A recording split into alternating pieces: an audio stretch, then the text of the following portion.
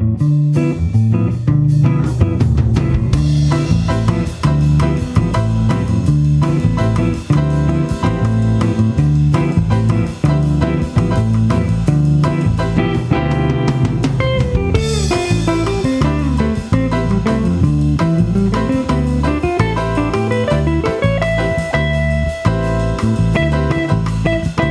was 11. I was looking out the window of my house in the village of Angola.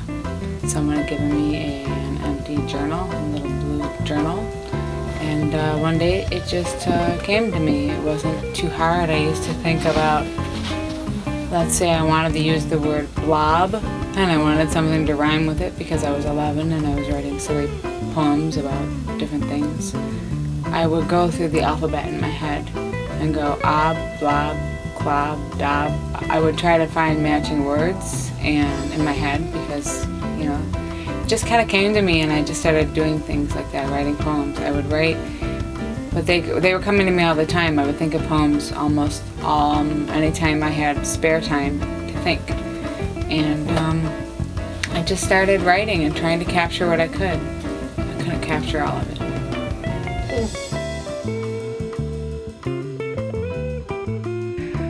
I was right here in the Heights, on University Heights, after I dropped out of college for the first time. I was living right here on Minnesota Street. I called myself a UB social student. All my housemates were UB students, and I didn't go to UB, but I hung out with UB students.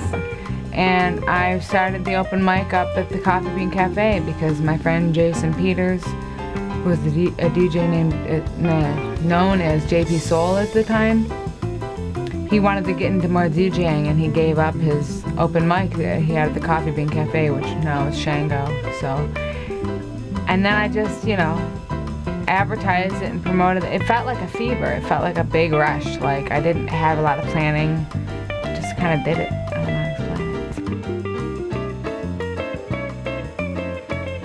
it. Two major influences come from both sides of my family.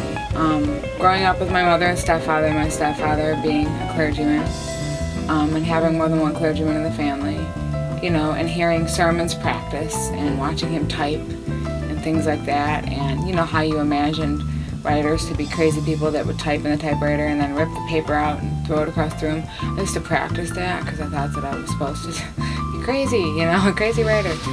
And then, you know, there's a very prominent gregarious nature in my Italian-American family where the storytelling aspect and the wild imaginings of what might happen is something that's pretty common when you get a bunch of my siblings and I together, or my cousins, or my uncles, or my father. It's a pretty, I don't know whether it's a tradition in every family, but I definitely know it's a tradition, very much a tradition in my family, the storytelling aspect, the imagining of something that might be, if Athol Springs was called Awful Springs, as my father used to say as he drove by it, or something like that. And so you know, my parents were major influences because of the lives that they chose, you know. But, you know, very young I was raised to see Jesus, Gandhi, Martin Luther King on this plane, this parallel, and, you know,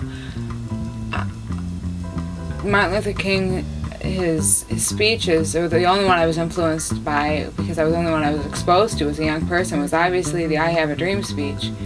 But I have to tell you, the power of the way that he got his message through was so much about spirituality and not so much about words in some ways. And so I recognized that. So, I mean, you know, so my parents, King, and then, you know, seeing that people that could speak the truth could reach other people that didn't even know them. I listened to Sinead O'Connor very young. Her album, I Do Not Want What I Haven't Got, and there's a line in this, I don't remember exactly the line in one of the songs. I just remember the whole album just took me when I was really young. You know how sometimes just a whole album just engulfs you, and so those were some influences. Spoken Word Sundays happened for a few reasons. it was the right time at the right place, and there was opportunity, and I saw it to jump on it, and I had the support of the wonderful entrepreneur and visionary in Buffalo, Mark Goldman, who was really into supporting, has been into supporting the arts in different ways, whether when he owned the Calumet or La Luna, and he and his son owned the hardware. Basically, Spoken Word Sundays was an event that I sought to create a venue that would connect people. That's always my main concern. I like connecting people. I'm a natural bridge maker. That's what I do. I think that's what I think part of my purpose is, of why I tell stories and through poetry and stuff.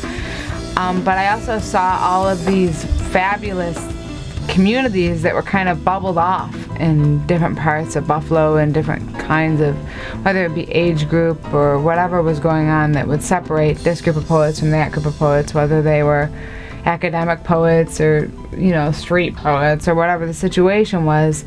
I saw the beauty in a lot of different areas, and I said, I want to bring this together, and I want to show people that this person and this person actually have the same message about the kinds of things that they're frustrated about. And, you know, and it was a mental health issue, I felt, for the community, because, you know, with this war and the level of stuff that we're dealing with here at this time right now on planet Earth and in Buffalo is really severe. And it's not like, I'm not somebody who can talk about what's going wrong all the time. I really want to be the person that's talking about what some solutions are, and I think live performance and creativity is a very strong way to prevent mental health issues and promote community. So that's why I did it, and it was on for a year and a half. And Goldman sponsored it, and I arranged it, and we did promotions together, and I had support of the Buffalo News and the Art Voice, lots of people. ThinkTwiceRadio.com. Gosh, I've been spoiled. I don't know if everyone gets this much support, but I was really glad about it. And we won Best Spoken Word Venue through the Art Voice, and I was, you know, I didn't send out all those MySpace messages like on the bulletin, like, vote for us, we're the best, and I didn't like vote more than once, you know. I didn't go crazy because I don't really care about the accolades so much. I just want to do the work because that's more important, you know.